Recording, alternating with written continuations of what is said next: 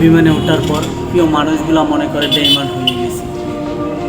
12-14 ঘন্টা ডিউটি করার পর শরীরটা যে আর চলে না, তাদেরকে কী করে বোঝায়?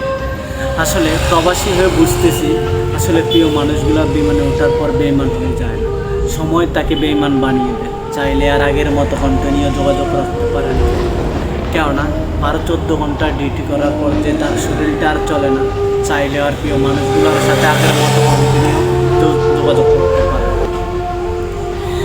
তখন সে তার শরীরটা চায় যে একটু বিশ্রাম, কিন্তু প্রিয় মানুষগুলো তো এটা বুঝতে চায় না।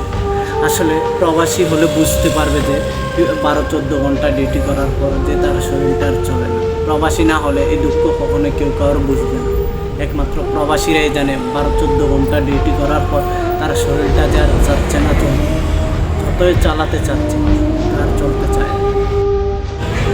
চায় না। কীভাবে চলবে? আবার যে পাক করে খেয়ে দিয়ে আবার ঘুমিয়ে পড়তে হবে, কারণ আবার পরের দিন ডিউটি যেতে হবে। একটা প্রবাসীর কষ্ট শুধু একটা প্রবাসী বুঝতে পারে, চাইলেও প্রিয় মানুষগুলো বুঝতে চায় না, কেননা মনে করে বিমানে ওঠার পর আপন মানুষটা পর হয়ে গেছে। আসলে আপন মানুষগুলো আপনে থেকে যায়, হয়তো সময়ের ব্যবধানে যোগাযোগটা একটু দূরত্ব বেড়ে যায়, কিন্তু দূরত্ব বেড়ে গেলে কী হয়, আপন মানুষগুলোর সাথে আবার সময়ের ব্যবধানে আবার যোগাযোগ হয়ে যাবে, এটাই বাস্তব।